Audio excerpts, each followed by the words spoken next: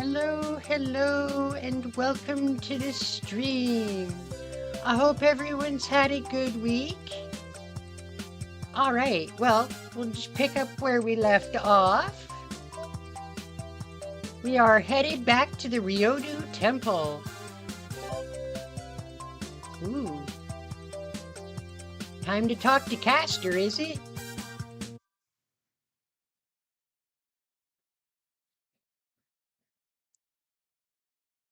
Castor's here. She stands around thinking an awful lot. I wonder if something's been bothering her lately. She turned to me, sat down last time I came, and asked about the Holy Grail War. Or she turned me down the last time I asked about the Holy Grail War. But maybe, just maybe,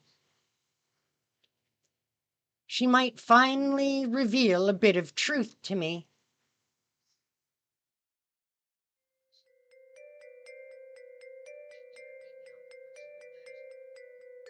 Castor to tell me the whole truth? Fat chance. I already asked Castor everything I could.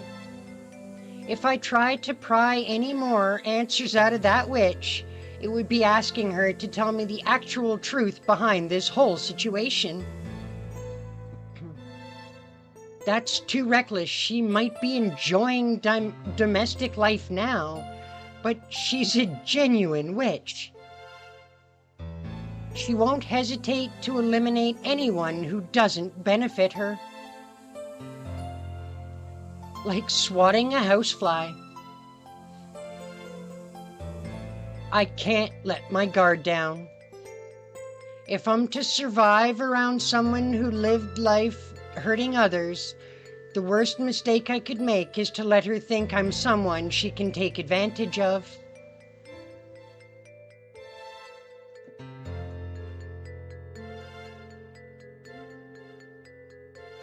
Yeah, this is the treacherous witch Medea that we're talking about here. An anti-hero who's been enshrined as an enemy of humans. I recall her story from Greek mythology. A princess who studied under a powerful witch. She gained infamy for plotting the downfall of many ancient nations during the Age of Gods.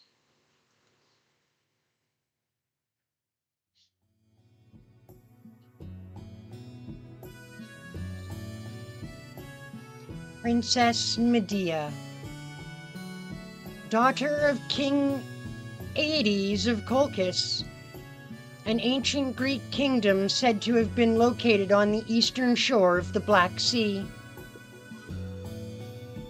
She was a priestess of Hecate, the goddess of magecraft, and a pampered princess who was adored by the king.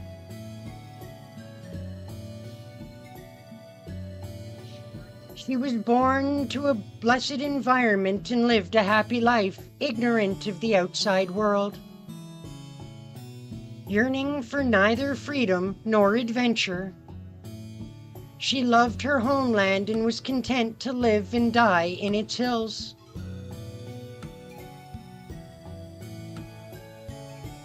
Unfortunately, young Medea's dream would be dashed when heroes arrived on the shores of Colchis seeking fortune and glory. Jason, captain of the ship Argo, seeker of the Golden Fleece, a national treasure of Colchis, and the one to influence Medea to betray her country. The goddess Aphrodite, who favored Jason, cursed Medea to fall madly in love with him. Medea betrayed her father, the king, and gave the Golden Fleece to Jason, married him, and fled Colchis. The king pursued the Argo in search of his daughter, but the cursed Medea murdered her younger brother with magecraft and scattered his remains in the sea. While the king mournfully gathered his son's remains, Jason and his band took the time to escape.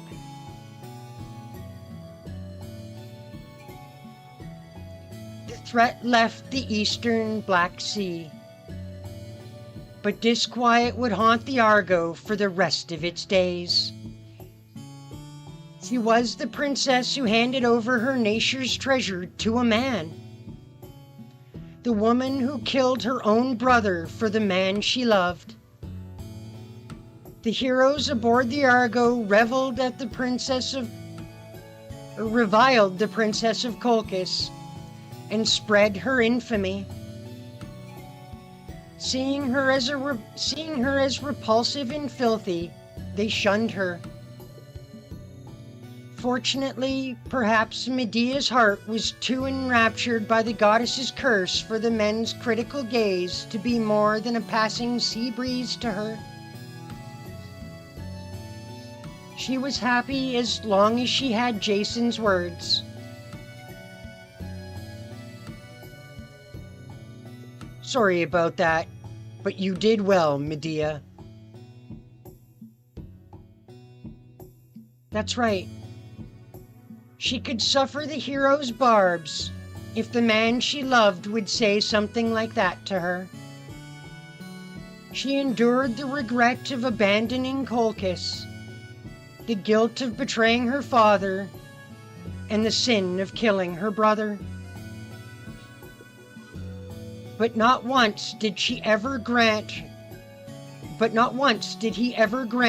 her the warm words she craved. The return voyage ended uneventfully. Jason would marry the princess from another land. He would return triumphantly to his homeland, Colchis, with the golden fleece in hand. But all that awaited him was the death of his parents and a broken promise. Return with the golden fleece, and I will recognize your kingship. King Peleus promised his son. Turned out to be an empty jest. Enraged, Jason gave his wife an order. The cowardly usurper demanded, "Kill King Peleus."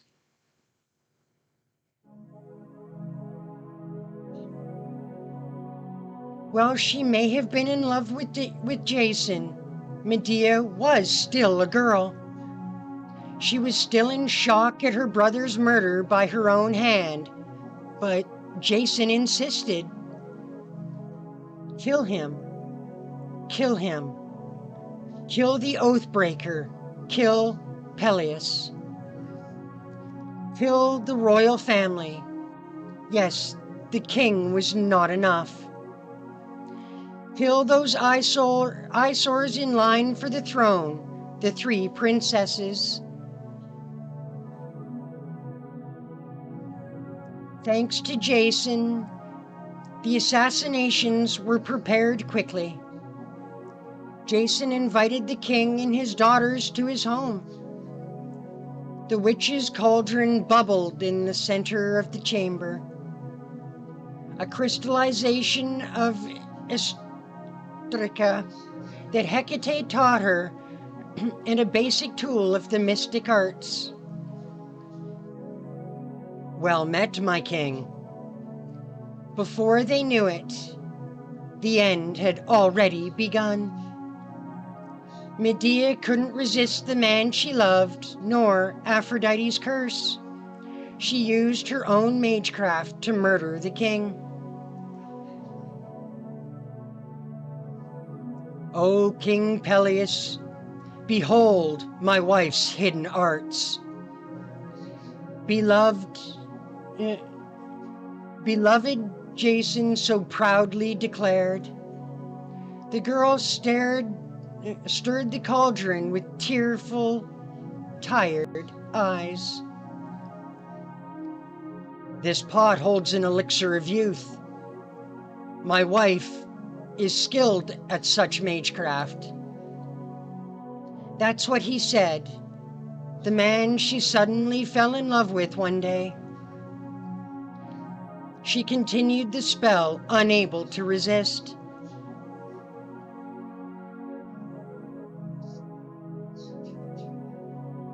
Her hands felt as heavy as lead. Had she ever gotten the chance to rest once she left her home? Her mind and body were utterly exhausted. It was like she was lost in a fog. She would forget this fatigue. The sadness would fade. Was this really what she learned magecraft for?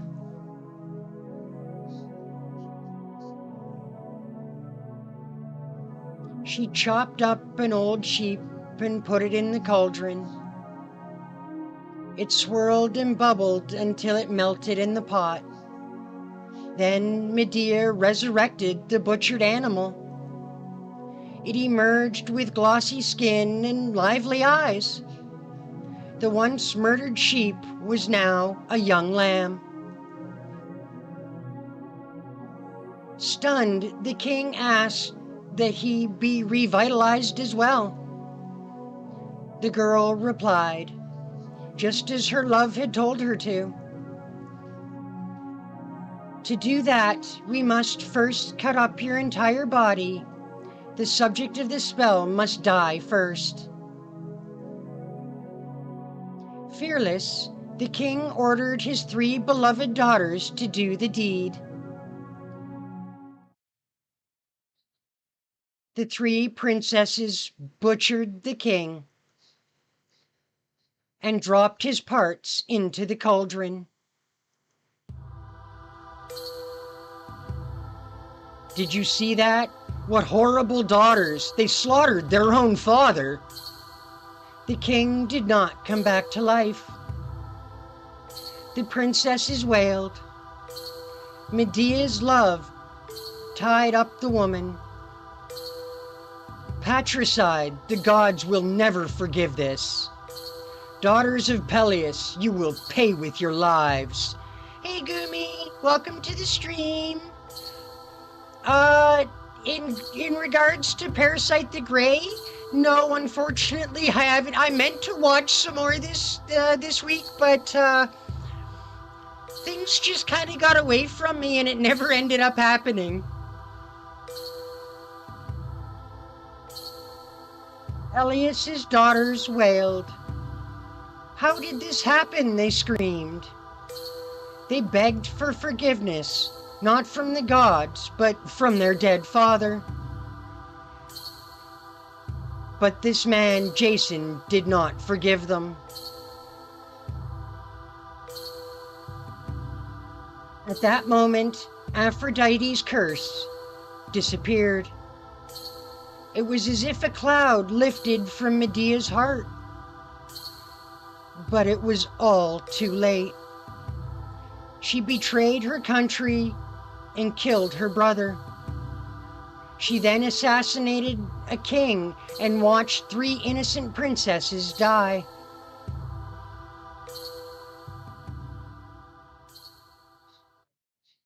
That was the day the girl matured into a true witch.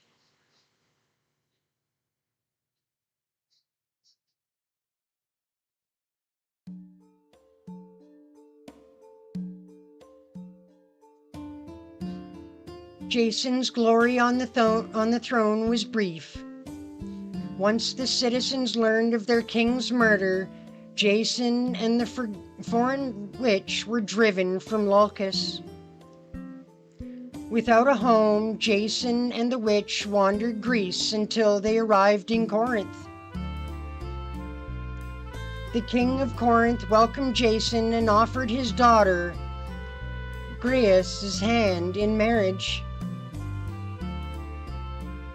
Would he marry Greus and seize the Corinthian throne? Would he accept the king of Corinth's blessing even while married to a witch? The choice was clear to Jason. He already had 2 children with the witch, but such bonds could not keep Jason from moving on.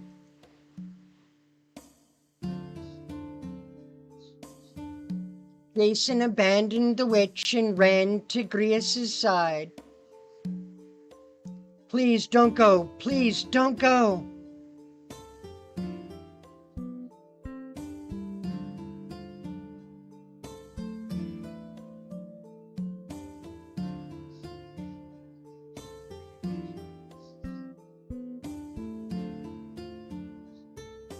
Are you singing singing along to a song, are you? Is it a good one? I abandoned my country for you. I threw everything away for your sake. Have pity on me, on our children. The witch wept at her husband. That's all you have to say? It's your own fault I lost my homeland. Foul foreign witch, never once have I loved you.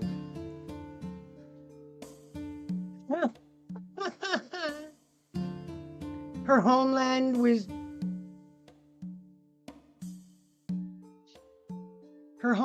was so far away now.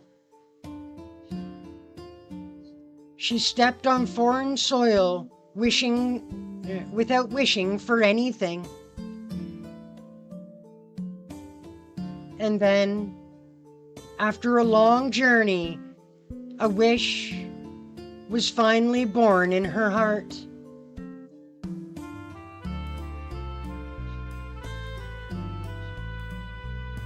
Yeah? It's your song? Nice. Not sure I've heard that one. I might have to check it out. How to make it come true, though?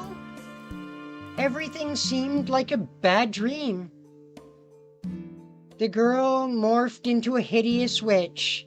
Even if she went home, no one would believe she was the childish princess. She had changed far too much. The castle she was raised in should still be weathered and green like before. On the day of Jason's wedding, amidst the nationwide festival everyone celebrated, Corinth perished. Gria died in a fire, and the hero who expected to become king became an outcast once more. Myth and legend do not record the rest of their tale. The young man who once led heroes aboard the Argo fell asleep beneath his rotting mast. It fell, crushing him to death. As for the girl he took from her country, she must have continued to wander Greece as a witch. Even now, she stares out into the distant horizon from those gray shores, remembering sin upon sin.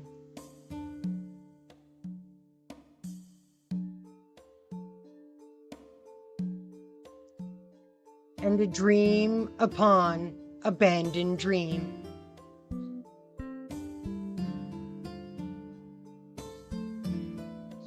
Though she knows her dream is lost,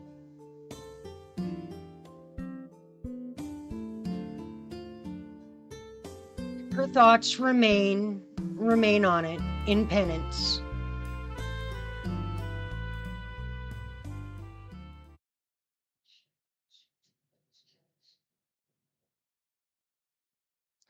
From the lyrics you've wrote in, it sounds like a really good song. I feel dizzy. I must have been half daydreaming.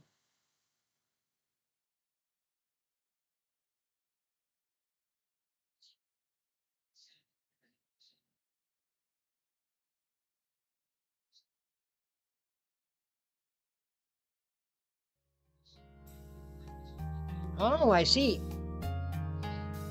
Well, either way, sounds like a good song at any rate. Oh, right. I was going to ask her something. I'll be fine. She'll talk to me, at least. Curiosity might be leading me into the lion's den, but thankfully the big cat is full right now.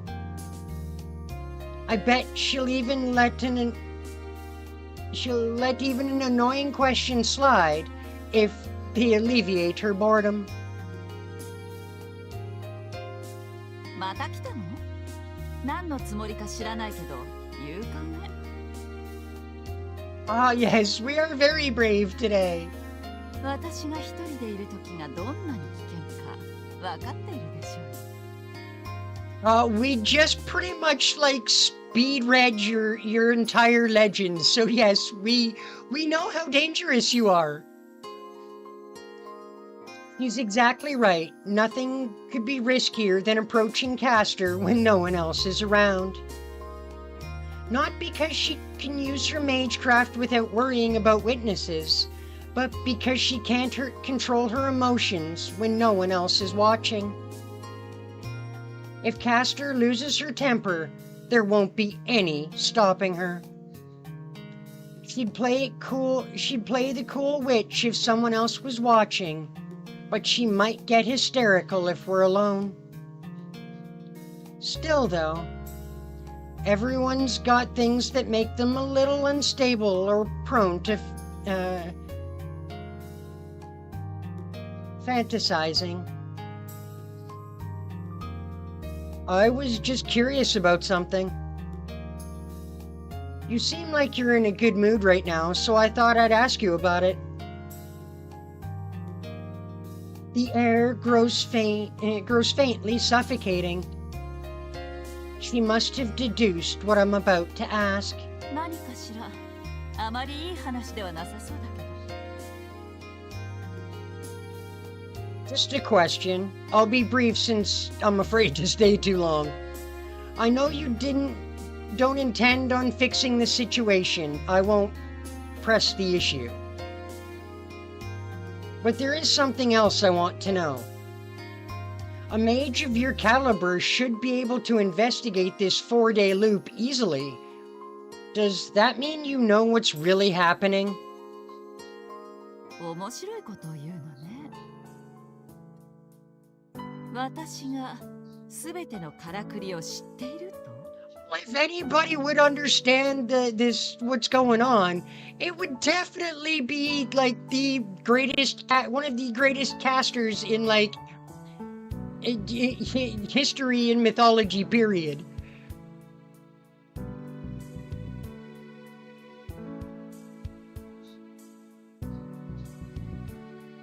Damn.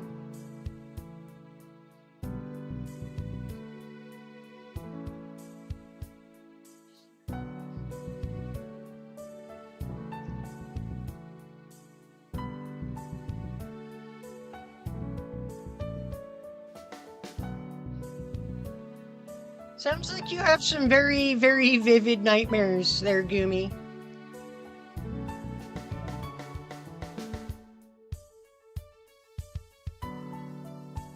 She smirks. Don't get me wrong, I'm not making light of any nightmares you do have, trust me. Unlike her earlier smile, it's an expression that spells my doom. 残念ながら外れよ。確かに初めは手を尽くして危うく天をつかみそうになったわ。けど今の私はその一歩手前。Even Castor hasn't figured this shit out. Damn. ほら、お遊戯は全てを知れば終わってしまうでしょ。だから解明するのはやめて。Oh, that's why she stopped at the finish line. Because then the game wouldn't be any fun anymore. My word. Huh? So you stopped trying? Isn't that pretty much the same, though? You know almost everything. うん。でもまだ誰にも教えてはいないわ。I mean, that's true. She's kept it to herself. 犯人を当ててしまったら事件はおしまいですもの。この犯人は何もできないし、無理に捕まえる義理もないですからね。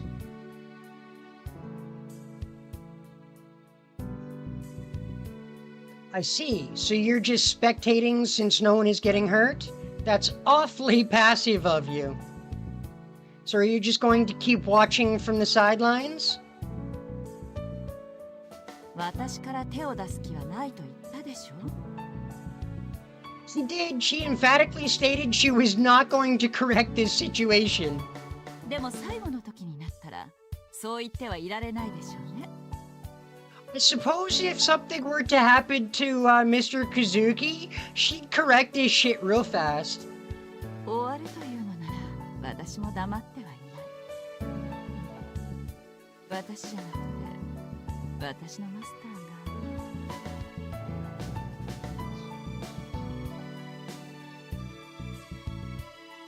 Master sighs, muttering that there isn't a difference. Legends call her a treacherous witch, but Castor is utterly obedient to her master, Sorichiro Kazuki.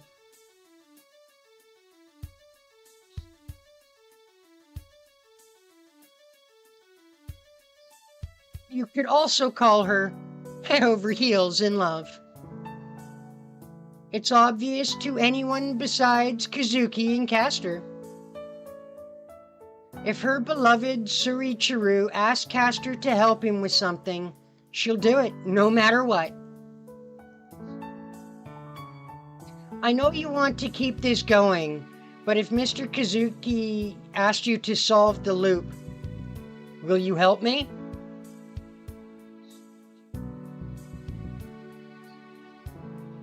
So, よ犯人の邪魔はしないけど協力もしない Wow, damn. Extra vivid nightmares, I hate those.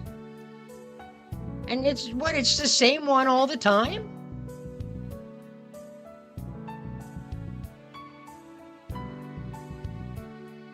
いやできないよ終わる終わらないは私ではどうにもならないことですからねわかるだからあなたは目障りなの続けたいって言うなら飽きるまで続けさせればいいのに自分から邪魔しようとしているんだもんほんと何度あなたを殺してやろうと思ったか Ooh, that was a joke, I hope. あら私が冗談を口にできる女かどうかあなたは知ってるんじゃない She is not the type of person to jest, so definitely no joke. She has considered killing us multiple times. Chills run down my spine. I really shouldn't overstay my welcome. Okay, I understand you're only going to spectate. I'll try not to bring this up again. But, why haven't you killed me yet? You could have tried at least once. Dude, stop asking her to try! Come on, that's just stupid.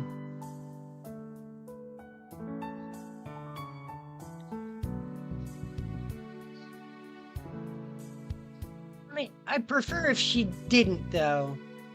Knowing Castor, I'd expect her to give in to temptation and skewer me at least once. どうしても何マスターが一度もそれを望まなかったからに決まっているでしょ See, we're still alive because Mr. Kazuki hasn't told her to skewer us yet. Gotcha. She answers clearly. I narrow my eyes at this sense of purity. Right. Yeah, that adds up. One last question then. Just for conversation's sake, what do you think Sorichiro Kazuki would do if he found out what's happening? Do you think he'd try to fix it or leave it alone? Come on, how do you two really feel about all this? For a moment, the air freezes over. Sounds like a really shitty nightmare, actually.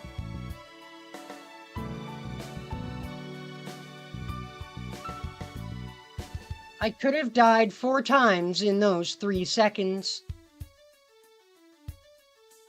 Master's gaze alone contains a lethal amount of magical energy.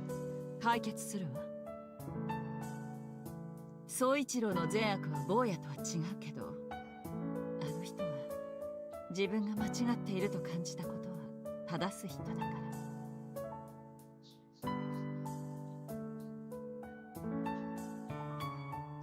But she answers the question with a hint of sadness behind her words. Oh, so your master's like me. I murmur reverently as I let the gloom out of my lungs. 違うわね。あなたが宗一郎に似ているの。Oh, it's the other way around. We're like him. Oh, I see. I hear a ring of pride in her voice. Yeah, well, I'll leave it at that. Sorry for the boring conversation. You just keep doing what you're doing. 言われなくてもそのつもり。けど、そうね。一人で頑張っているあなたに敬意を表して、すべてが終わる時が来たら、見送り。Oh, gee, thanks. In what way, there, Caster? In what way will you send me off? We're all shocked, actually.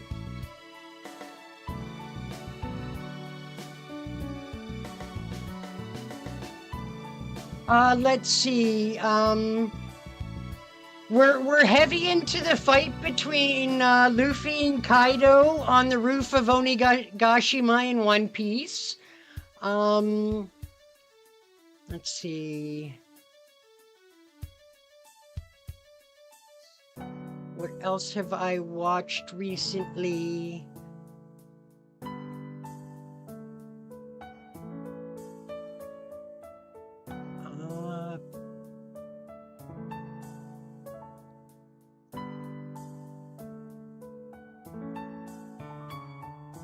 Rewatched a bunch of Jurassic Park movies for just kicks. What else have I watched recently? I failed to keep my jaw from dropping. 何ですかその顔は。私の言っていることがわからない？私は最後の時になったら。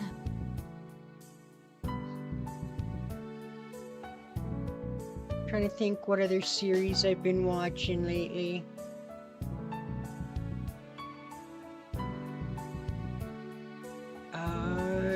I was rewatching Rurouni Kenshin recently as well.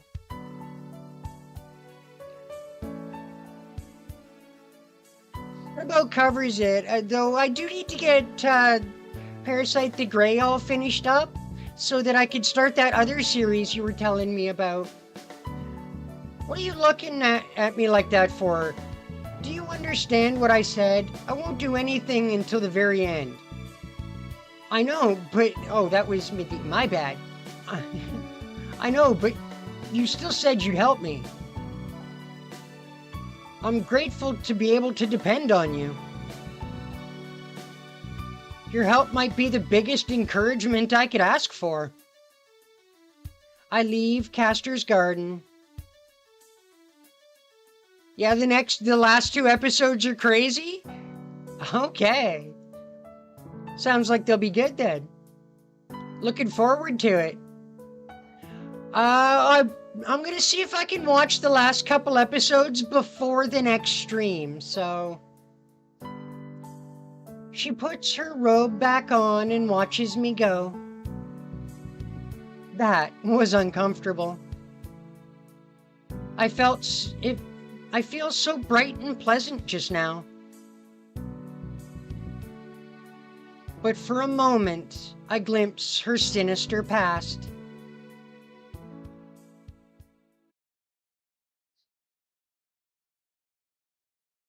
How do you two really feel about all this? The boy who said that leaves. While the witch lingers, wrapping herself in her dark cloak. One resembles the other. They seem the same. Oh, so your master's like me. The present mimics reality. Reality and illusions seem the same. No, you resemble my master. Without anything to focus on, her thoughts swirl, blending into one another. Melt, melt, bubble, bubble. The image of this world and the past feel like someone else's memories entirely.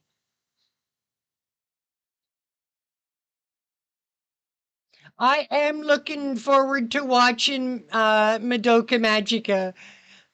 I managed to find some place that I could watch it, so I have it all ready to go. I want to finish Parasite the Grey first. Watch kind of one thing at a time.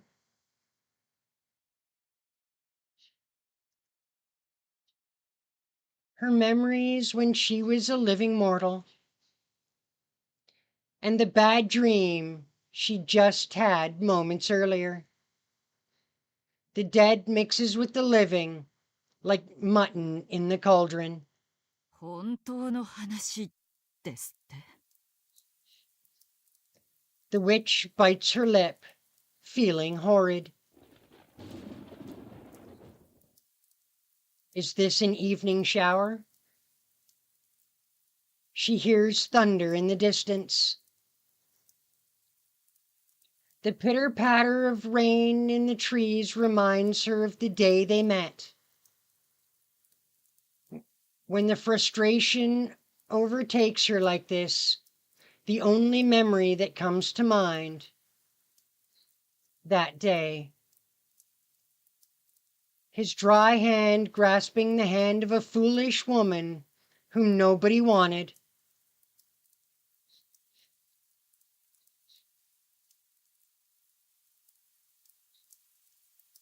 Rain? It's raining? She noticed her hands were bloody. She could hear how ragged her breathing was. The chill was creeping into her body, and her mind was so blank it scared her. Rain? It's raining? Her body was about to disappear, her mind nearly lost. Really good Magical Girl series? Awesome. The skies above, the sky above was distant. She could call for help, but nobody would come. She couldn't stop the heat from leaving her body. You give it a 9 out of 10? I said, it must be good then. Everything you've like that you've recommended to me with that higher rating has been really good. So, but this night is different. Her magical energy was practically spent. Only the slightest of spells was available to her. She had no way to stop her life from fading. No, to begin with. The rain felt cold because the night was warmer and brighter. He died nearly instantly.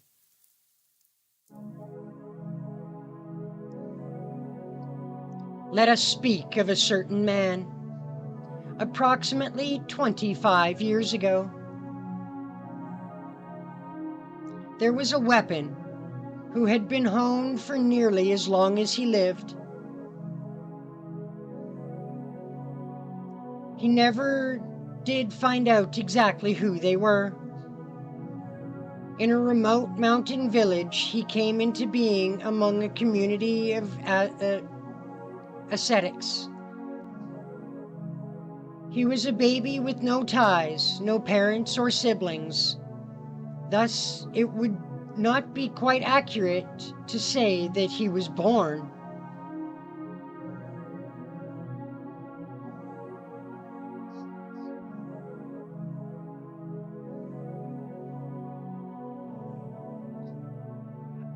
my ratings weren't quite as good as yours, but they were right near there. So I mean, you weren't that far off, at least in my opinion.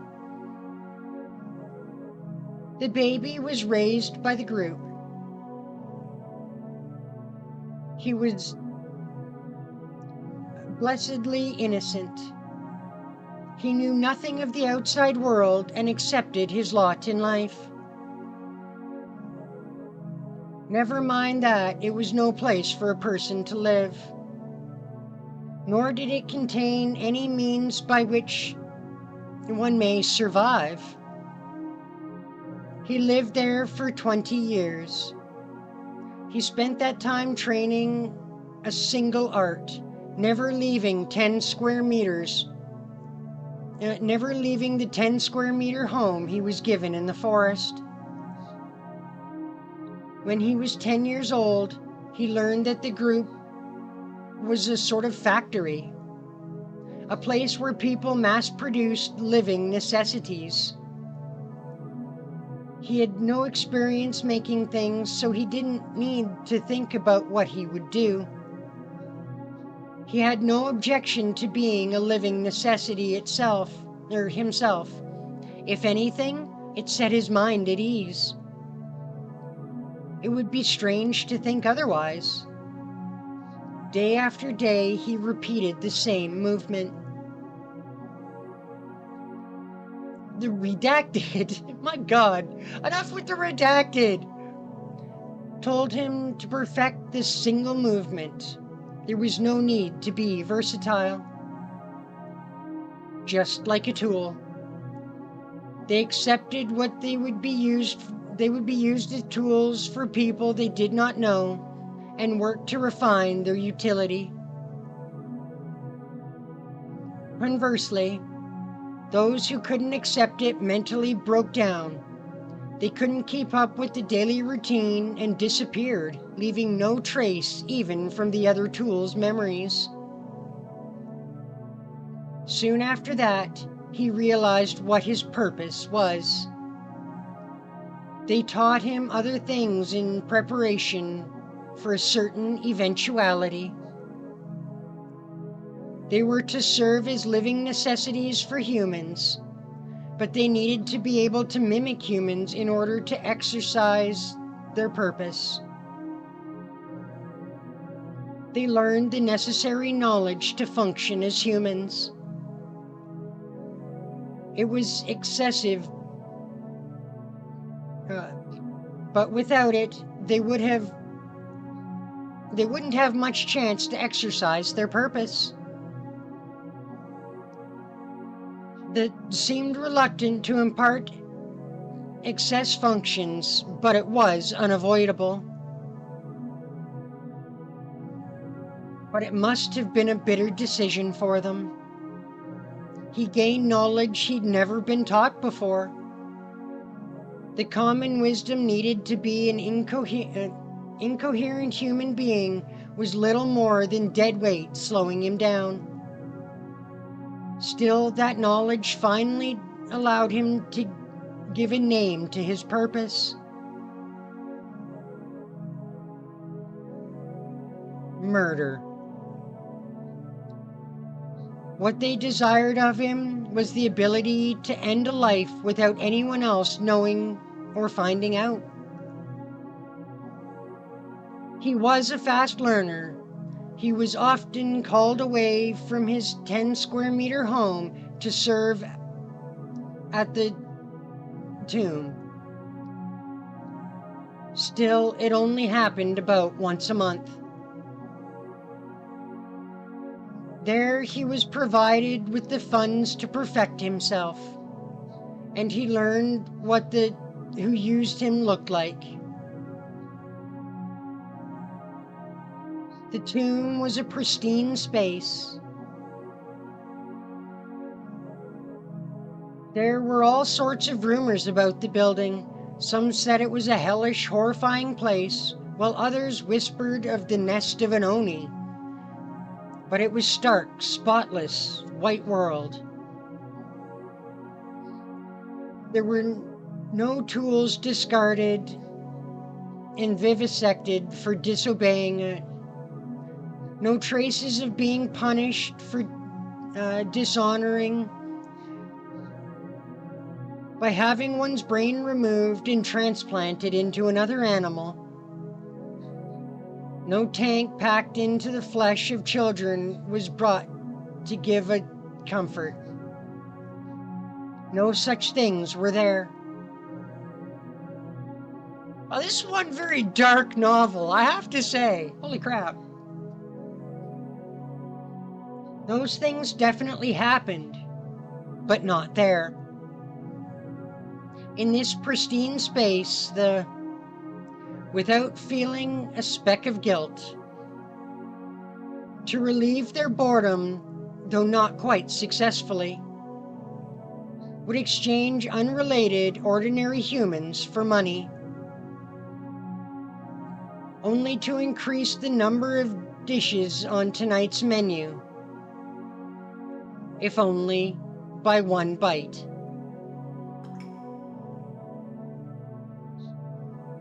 Please help me. I don't want to die. Please let me go. They stifled their filthy cries while laughing. In their final moments, those being harvested would realize something, although weren't even aware of it. These humans speak a different language from us. We're the same species, but our minds are built differently. Oh, you recommend watching 3 episodes at a time when it comes to Madoka? I think that could be arranged. When it comes to anime, I tend to watch 4 to 5 episodes at a time. Just as humans can hear the voices of food on a dining table, that would never hear the voices of humans other than themselves. That applied outside of the tomb, too. The one in charge of him once said that there were only a few people.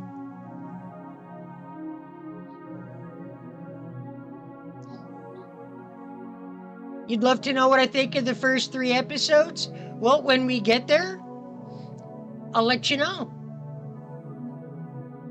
With the privilege to use us as tools.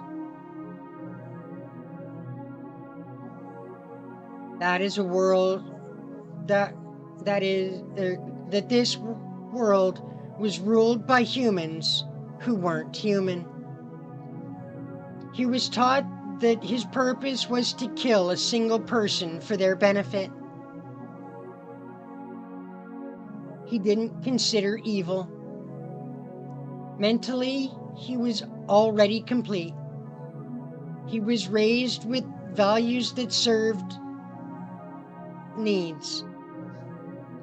To him, murder wasn't evil. The only thing that didn't follow logic were evil. His logic was a tool. The logic of his existence.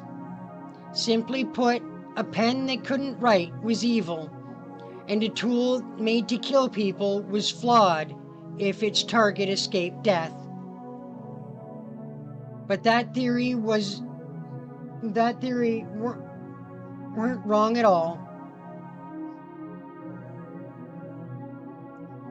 They were creatures granted such privileges and preferences. They ruled the world, so it didn't make sense for them to care about their slaves.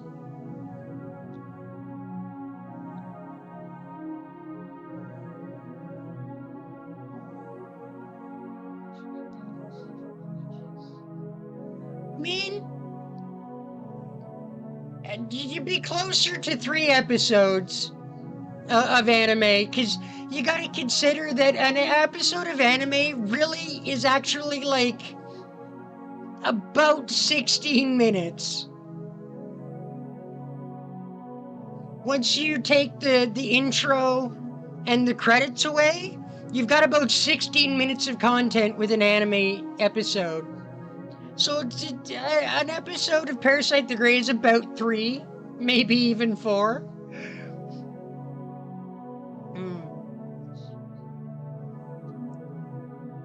That's what he was taught. Even faced with the injustices, he never once despised them. If there was one bad thing in his life, it was that he was never to question his purpose. By his value, that was correct, but he still wondered. What if he had been assigned a different purpose? What sort of tool would he have been shaped into? Such thoughts were nothing but evil, but he still had them. He continued living for his purpose. They taught him the art of using his arms in a way they called snake, but he'd perfected that years ago. Still, his life didn't change.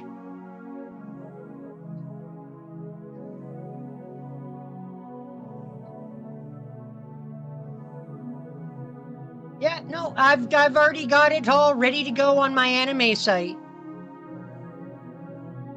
Yeah, I went looking for it already. He wasn't taught any new techniques. He was only created to utilize Snake. Even if he had the capacity to learn more, there was no point in adding other functions. Another 10 years passed. By then, it had been 20 years. His usefulness as a tool would expire soon. Finally, he was given a chance to carry out his purpose. お前の完成には2000万の金と時間がかかっている。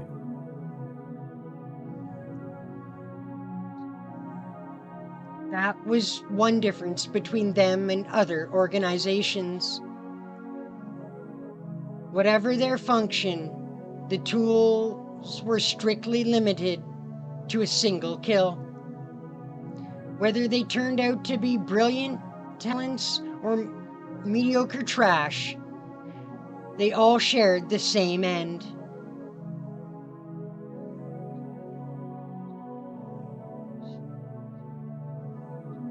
$2000万かけて育てた道具は2000万の仕事をすればよい。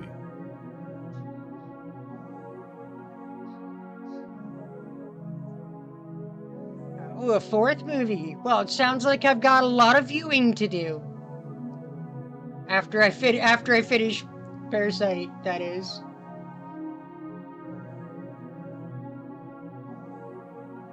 You will break even. You will not be used again.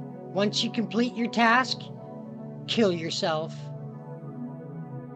Those were their absolute rules. They would be ordered to kill someone using arts beyond human comprehension, honed over decades, and then end themselves once the task was complete. He obeyed that doctrine. His target was said to be behind several layers of security that would provide a social position for him to discreetly make contact. After that, he just had to do the deed. His work required no weapon, which made it easy to approach the mark.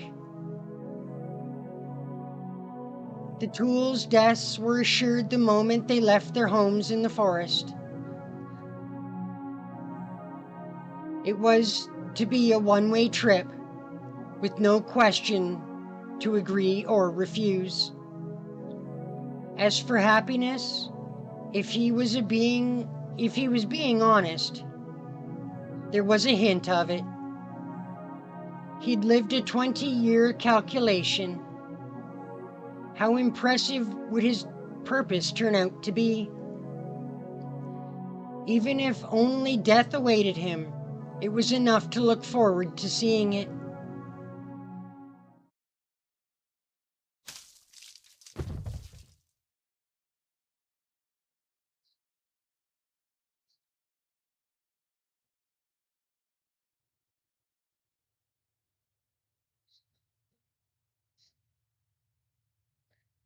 Okay, I love all kinds of anime.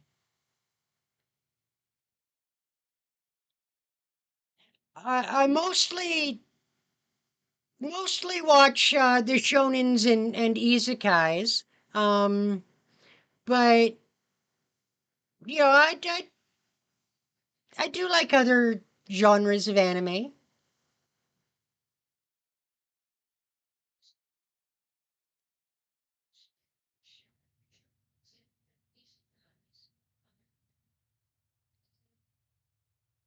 The expected security was no trouble at all.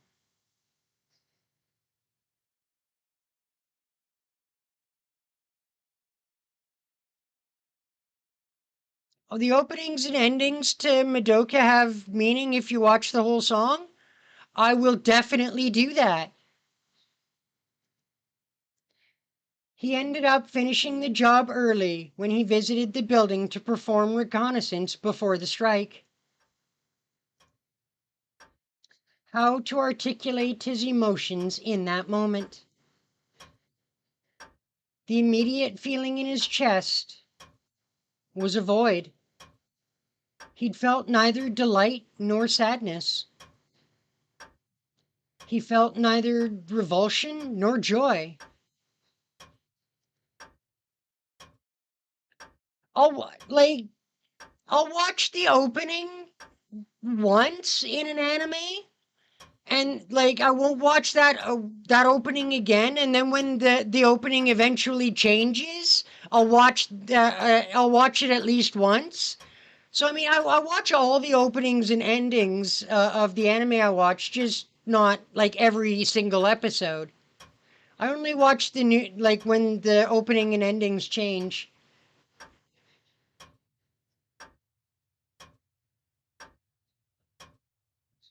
If there was anything, it was that he thought he would feel something when his purpose was fulfilled, but it created no ripples in his heart. What if, what if at the moment he had felt something? Would he have become someone else? If he had felt joy, would he have killed himself? If he had felt sadness, might he have gone on to become a genuine serial killer?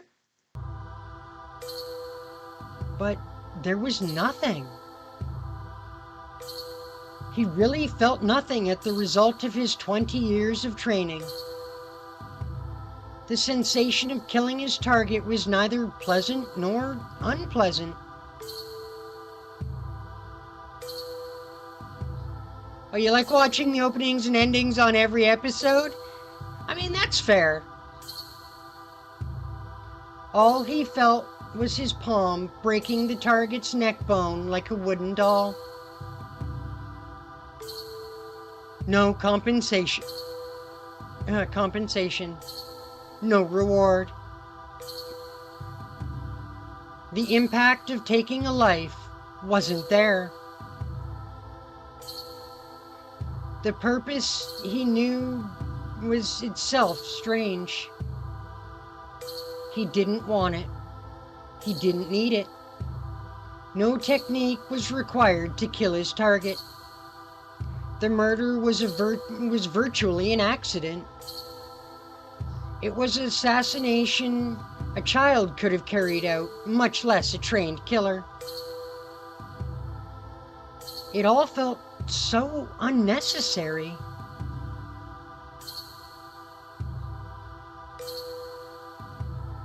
What were the 20 years of training needed for? His purpose left nothing behind.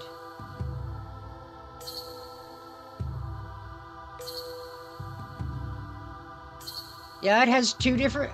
Okay, so episode 3 is the second ending song? Alright, I will keep that in mind. His experiences were pointless.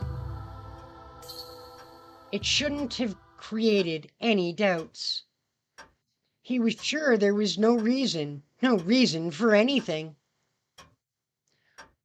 All he knew about was all he knew about this corpse was its name.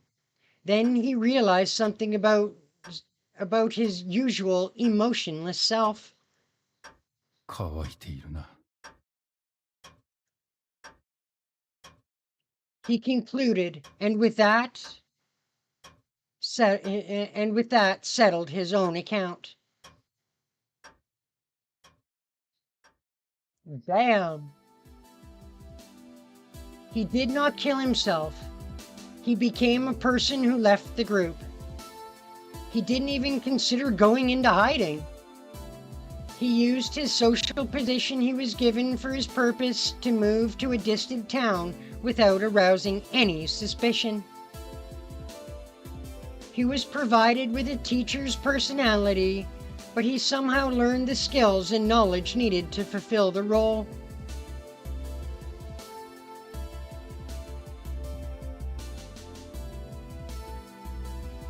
Really? Google Play censored Doki Doki Literature?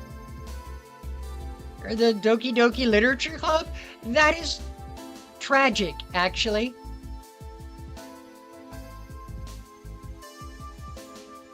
But he did feel a small bit of confusion. It was like a foreign object lodged in his chest. In the end, he never did understand what exactly this sense of unease was. His life as a teacher, projected to last 6 months, went on for 5 years. No one came looking for him, so he decided to live without worrying about pursuers. He didn't yearn for a normal life. For nearly 20 years, all he'd done was train in the art of killing. He made up his mind, if this was all he had to show for it, then he would simply disappear without accomplishing anything.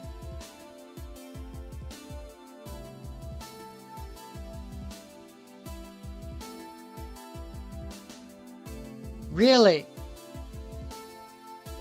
I don't think they'll too far. Well, I mean, there's already been a little bit of censorship of FGO. They've covered up some of the characters for new sprites and shit.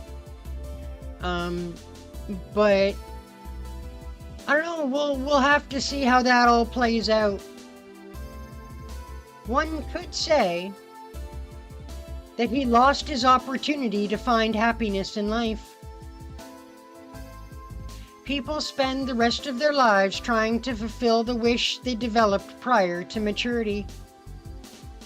Regardless of whether they succeed or not, it's a drug that consumes the painful time they spend trying. He lacked such motivation, so all he could do was pass the time aimlessly. Yeah, no kidding. I hope they don't win too. That would be absolutely horrific if they won. He had neither ideals nor delusions. He resolved that his next obligation would be to live until his body failed, until he no longer functioned as a tool. It may have sounded robotic of him, but he was a human no different from those around him.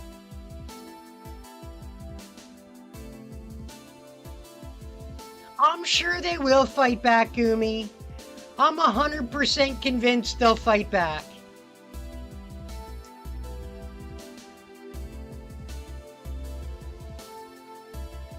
And the dead could not come back to... Oh well. It wasn't asleep or temporarily out of order. He didn't have it anymore. No matter how humanly he lived his life, he would never feel emotion. It didn't bother him, and it made people think of him as a strong person.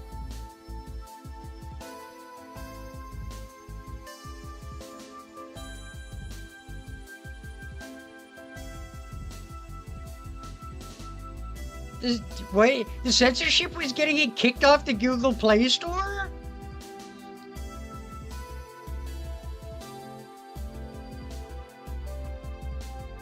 I highly doubt that the makers of Nikkei, Blue Archive, and FGO will let that happen. They make far too much money. Like, I don't see them allowing Google to do that. That was wrong of them. But he did make an effort. Even if he was fated to die pointlessly, with a dead heart walking on coals, he tried to live among the people. We all hate censorship, dude. All of us do, Gumi.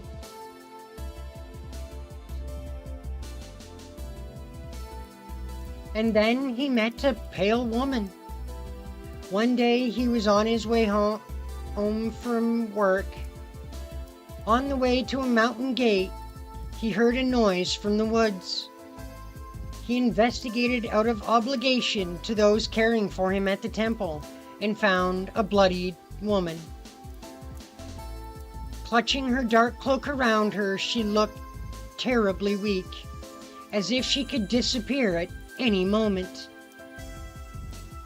Yes, so weak that she might literally disappear, not just die. Later, the witch would think their meeting was a miracle. Not just for the witch, though.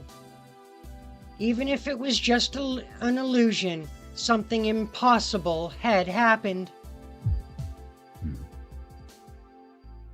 His heart had never broken its rhythm in decades, but for an instant, it stopped and restarted.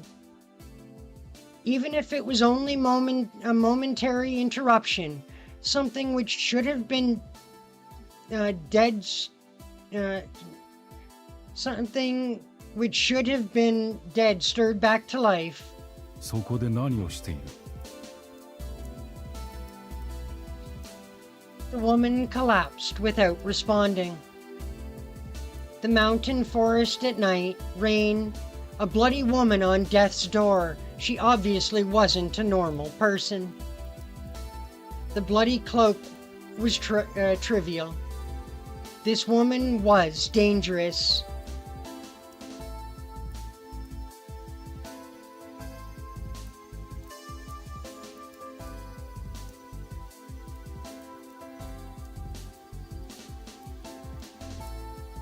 I could believe that of Nintendo. Abso-friggin-lutely, I could believe Nintendo would do something that asinine. Someone else would have retreated, but he wasn't like other people. He could have missed the scent. He couldn't have missed the scent of someone like him.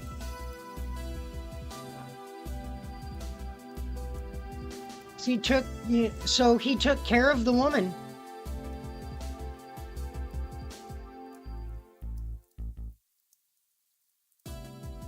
He didn't help her because he sensed she was a fellow killer. He saved her because she collapsed in front of him.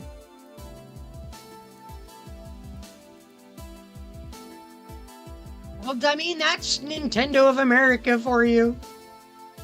They don't like anything.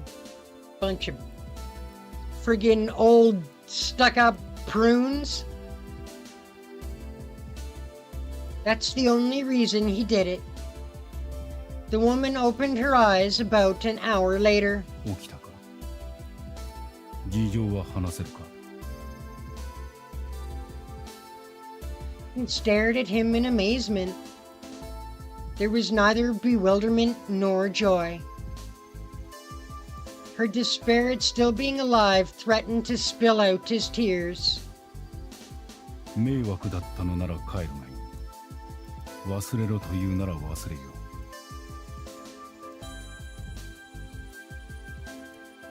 う。How did she take his words?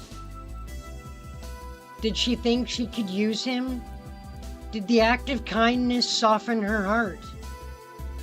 She revealed her origins, and he accepted her extraordinary identity without a second thought.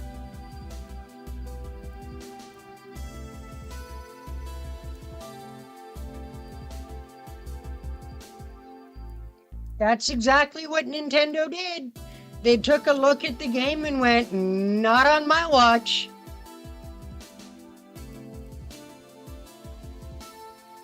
Then he embraced her and decided to participate in the death match she called the Holy Grail War.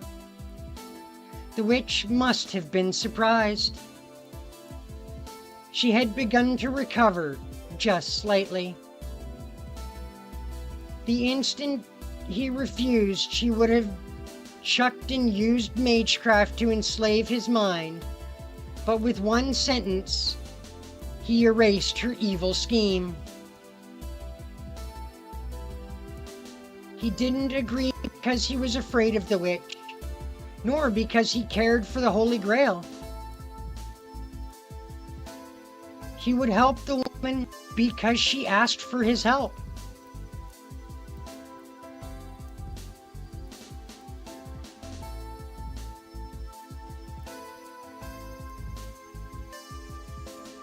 Yeah, they're fine. They're fine if you make it as gory as you want, but don't you have anything lewd.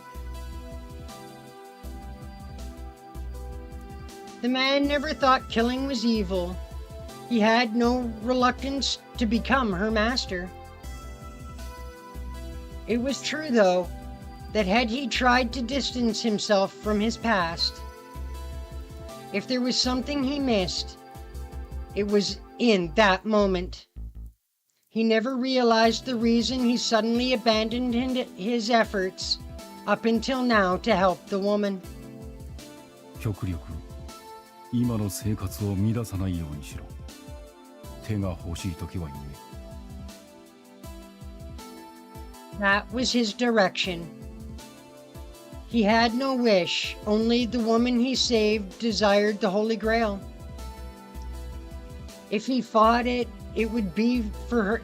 If he fought, it would be for her, not the Grail.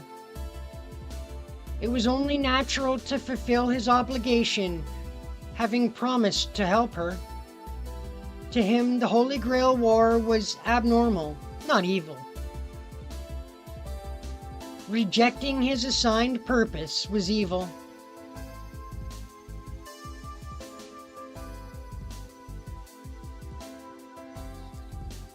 Yeah, obviously the Corpse Party book was too lewd. Not sure how, but whatever. And so, he became the Master of Caster. He had no command spells, but she obeyed him. The man knew nothing of magecraft to begin with. She planned to use him to remain in the mortal world and wield him as a puppet. He would not participate in the Holy Grail War. He would leave that to her. He would only cut ties with her if she rejected the Holy Grail. Their relationship was harmonious, ideal even, between player and pawn.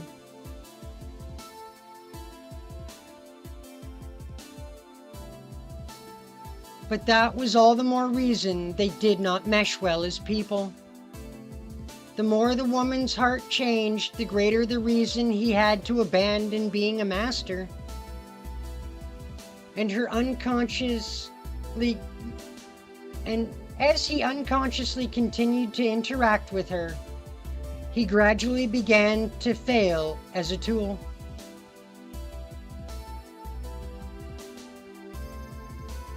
What was the sense of nostalgia? It was an emotion that he, with no home to return to, should never be allowed to understand.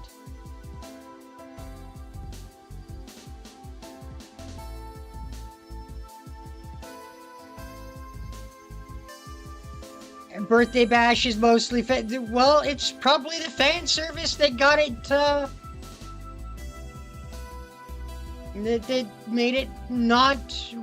that made Nintendo not want it. I mean, let's face it, Nintendo hates anything fun.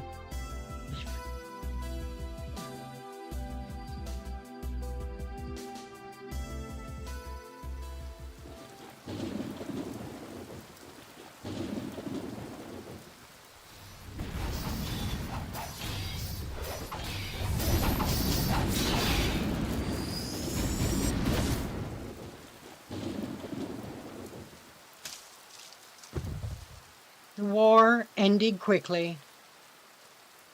An enemy servant defeated assassin at the gate, and then her master lost the ensuing sword fight. He lay there eviscerated. His arm, which had been trained for 20 years, were gone from the elbows down. Master! Master! Her voice echoed throughout the temple grounds.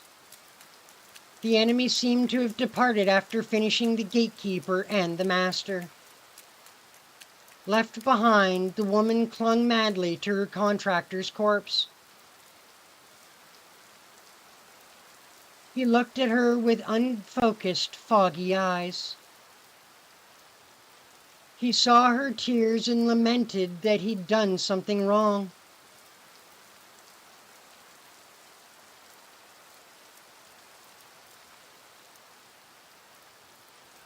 That's okay then. I have Steam. I'm perfectly happy to do it, to get them that way. It wasn't a vision caused by his dying delirium. A heart he wasn't supposed to have was bleeding at death's door. The woman's wish was to go home. He didn't know exactly where that was. Another wave of nostalgia. It was a place he'd never seen or heard of before. A floating dream that didn't even leave an impression in his mind. In the end, he didn't know how to feel about it. ここから離れろ、キャスター。お前の気配を察すれば、今のサーバントが戻ってくる。His words were impassive. His mind was meticulously intact, unlike his body. It must have been thanks to his long years of training.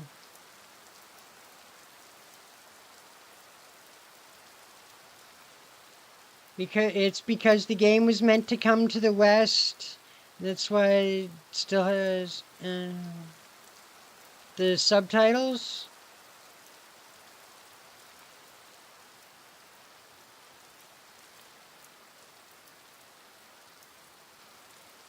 I mean, you could buy it direct from Japan, I guess. 何を言うのです。気を確かに。 I mean, that's one way to solve the problem. The woman didn't leave. This was rather illogical. While it would be great setback for Castor to lose her master, her physical host, it wasn't a death sentence. She had already lost one master before this.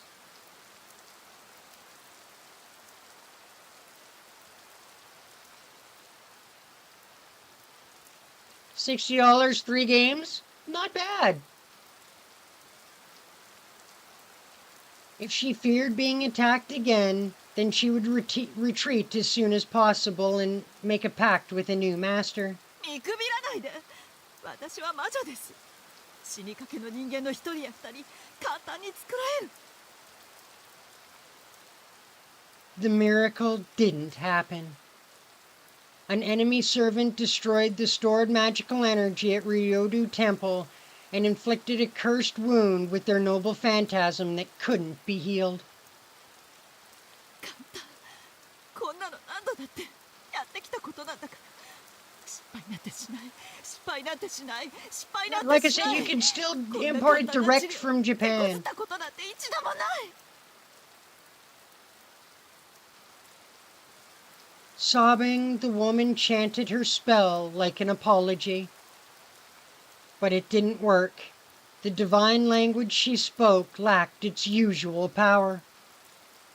Minute by minute, grief filled the woman's face.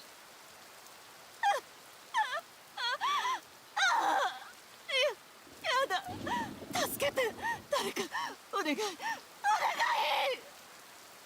けて助けてよ。こんなの嘘よ。今まで失敗したことなんてただの一度もなかったのに。 You gotta feel bad for poor Caster. You really have to feel bad for her.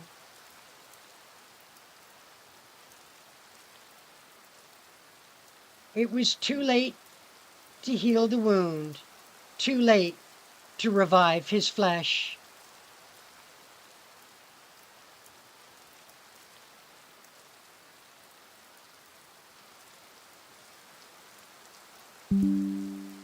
She couldn't save anything. The witch's only role was to debase others. She couldn't heal people or animate the dead. She could heal people or animate the dead, but she was simply unable to save them.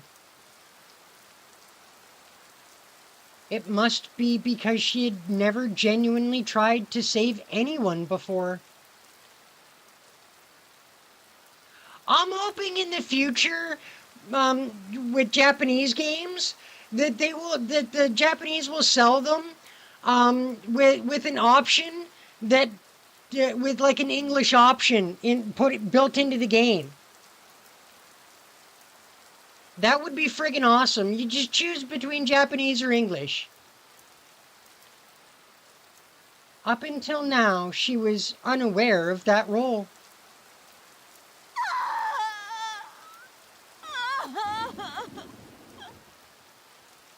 Magecraft wouldn't work.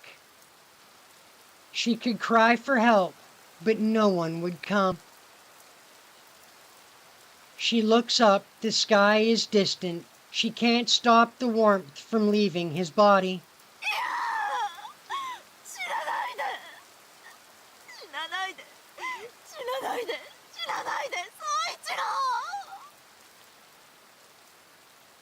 He hears her sobbing. Her crying face gives him a headache. He knows it's because she's sad and finally accepts that he was unable to become a tool. He thought he'd just live normally. When he killed someone and became free, he thought that he had no choice but to live out his remaining life. What a bold-faced lie that was. He simply didn't admit that he regretted it. His meaningless 20 years and the person he'd killed had always lingered in his heart. He'd always thought that it was wrong to kill someone when he only knew their name. He wasn't born to be an assassin.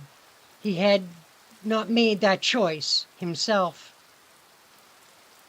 He didn't grow up to be the person he wanted to be.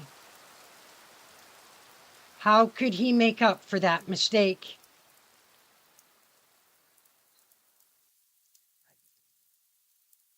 Really? You're able to read and speak Japanese, Gumi? Congratulations! That is awesome.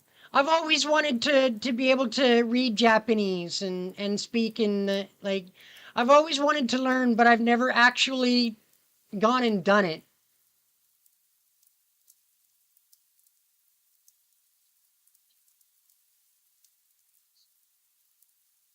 It was fun.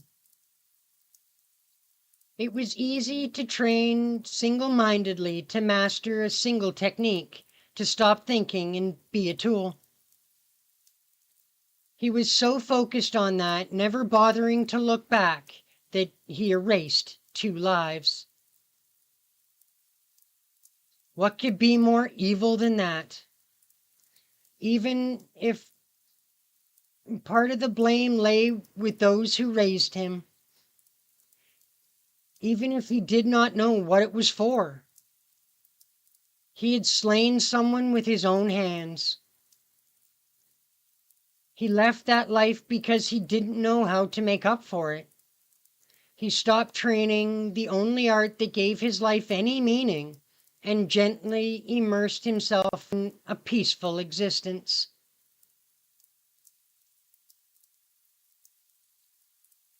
Seriously? Japanese, German, and Russian? Oh, damn! I am duly impressed, sir. Look at you go. He wished for nothing and obtained nothing. This was the best atonement he could think of.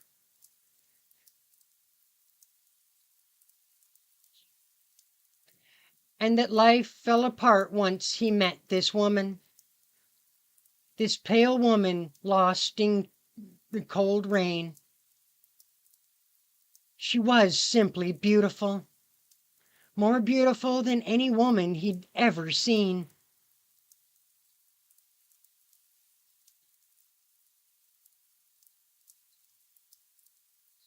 Still damned impressive, Gumi. That was the only reason. He extended his hand to something beautiful. Looking back, the fact that he managed to turn his back on his daily atonement and become a source of strength to her was surely. ごめんなさい。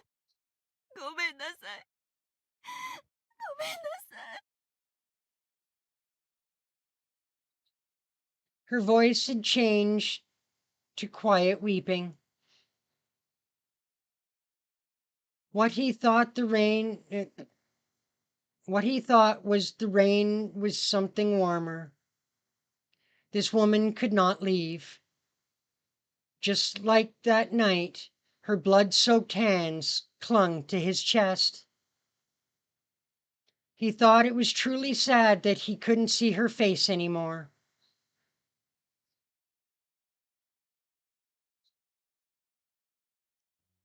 Ukrainian Canadian. そうか。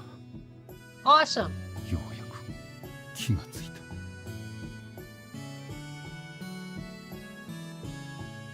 Don't let anyone ever tell you to not put that Ukrainian in front of the Canadian, all right?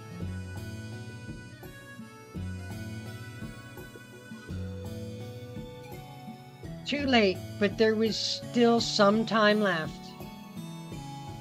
He must have wanted to apologize for something. For the things he regretted. For the things he had asked for forgiveness for. For a long time, I've always had the vague desire to live for someone else. Such a simple desire. キャスター。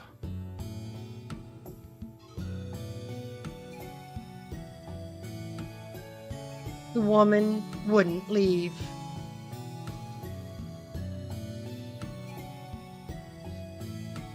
Death's footsteps could approach at any moment.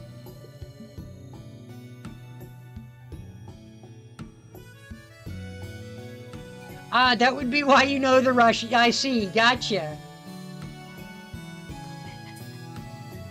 ごめんなさい。ごめんなさい。 She seemed to be apologizing to herself. It was enough. He couldn't apologize anymore. But she did it in his stead. There was only one remaining concern. He had to release this beautiful bird back to her home. キャスター。 She would never leave his side. In that moment, he can no longer see, yet his heart is more tranquil than ever. いいからもう行きなさい。君はこんなところにいてはいけない。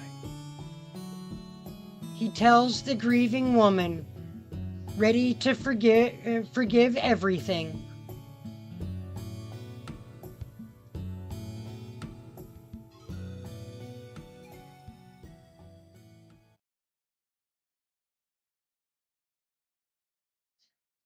Wherever she flew off to is already a distant tale. She wasn't the woman he thought she was. The conclusion wasn't the one he wished for. Thus ended the tale of the decrepit killer and a witch. If there was one bit of salvation, it was that brief period after the two met. Their life together lasted less than a month, but it was far more human, more gentle than anything they'd ever experienced.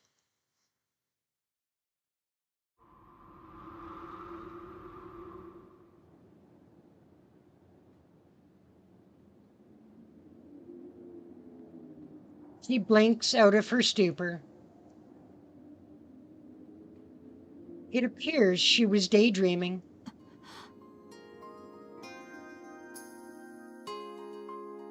That the black-robed witch is free of the summer rain.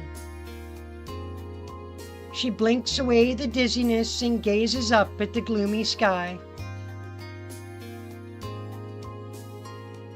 できっこないことを言われて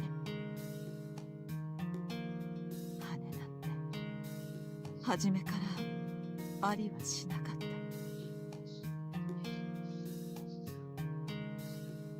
But it must have seemed that way to him. Wings are light even when falling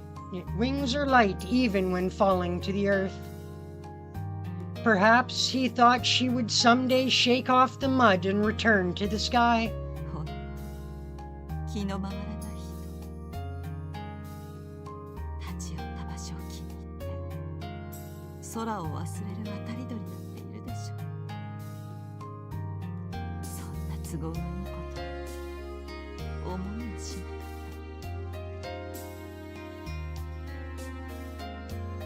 She smiles, talking to herself. The witch slowly closes her eyes as if falling asleep. As if to take a moment in time and bury it in her dreams.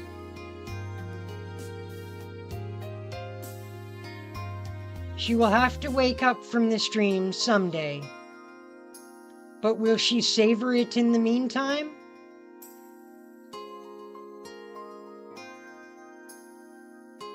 You're 50% Ukrainian, 40% German, 10%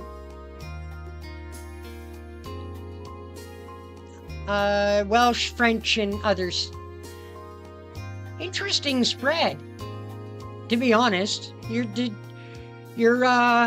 family has gotten around Europe, obviously.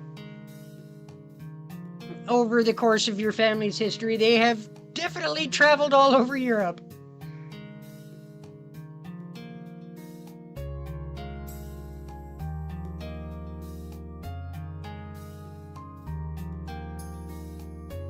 This tool is a fragment, or this too is a fragment. It passes by and lodges itself in one's breast while the moment in time flows on without resistance. With the heart alone, it has nowhere to stay. And with the body alone, it leaves no trace. In this paradise, at least they still sing of the spring that never came, even if there is no one to hear it.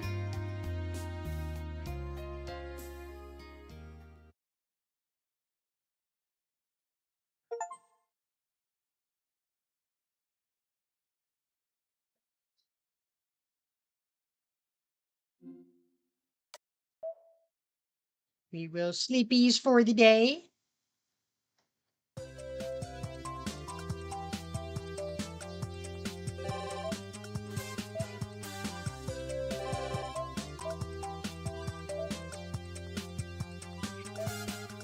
All right, so I guess we go to the afternoon.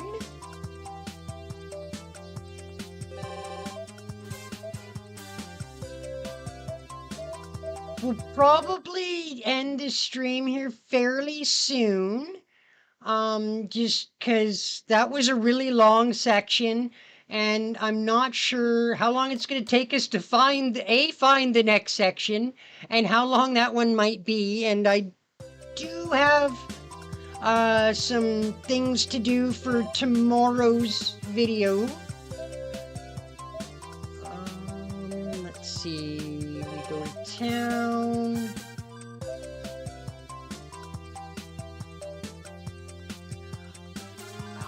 Of course your home is Canada. I'm just saying that you don't have to be Canadian first and foremost. You can definitely be Ukrainian and German and all that. See, we want all that culture, is what I'm getting at. Alright, off to the night of the third day, I believe.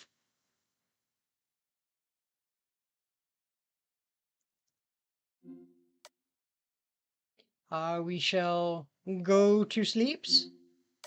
And, oh, never mind, that was the fourth day.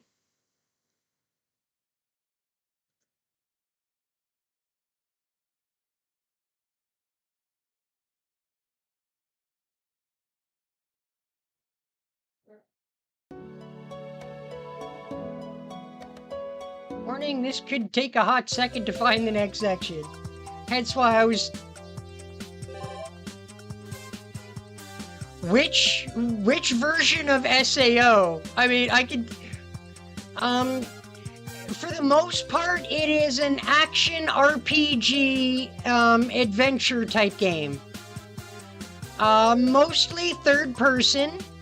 I believe all of the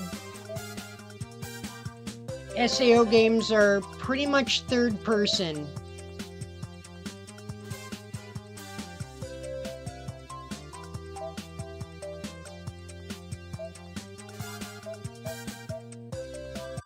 Oh,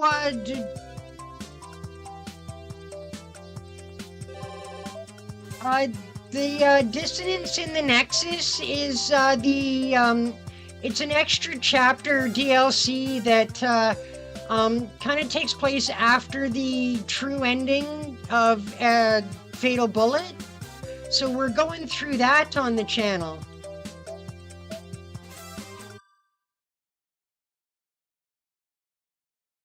No, it's not the it's not the Echoes game, not yet. That's not even out yet. That won't be out for a couple of months yet.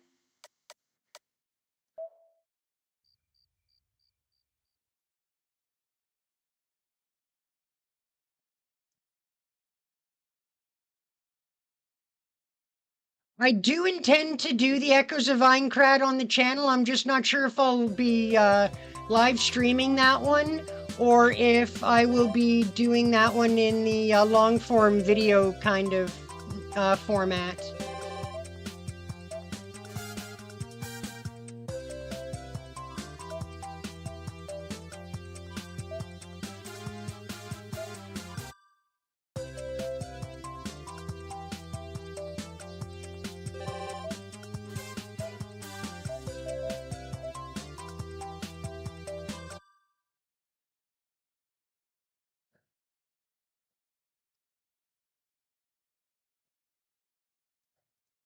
I don't know what you mean by a video type of one.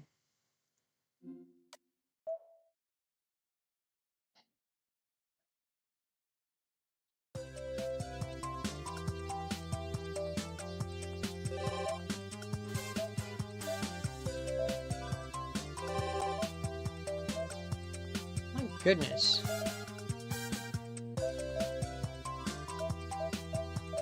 Okay, to the afternoon.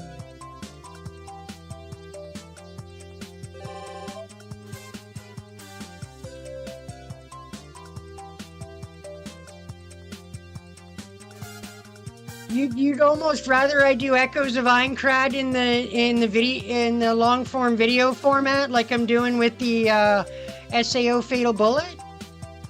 I mean, I could definitely do that.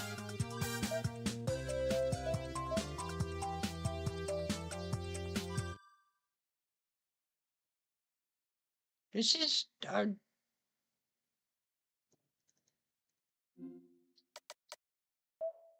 well, this is getting...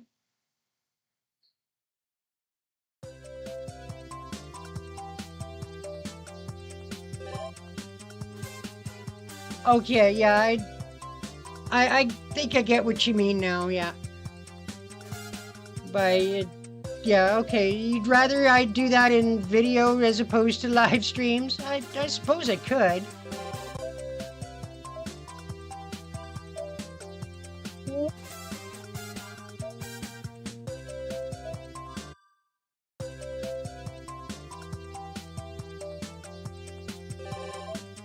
There's gotta be, like...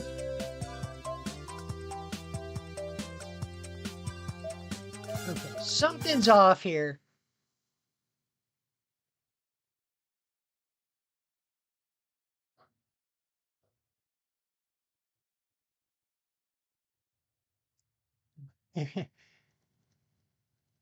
Yeah, the Star Rail is starting to get, like,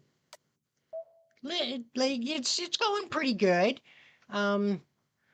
Okay, so we are gonna to end the stream here. I'm gonna have to keep looking for the next section of story here off stream, because I'm not sure how long this is gonna take. If you guys haven't checked out the Tuesday's video, please do so.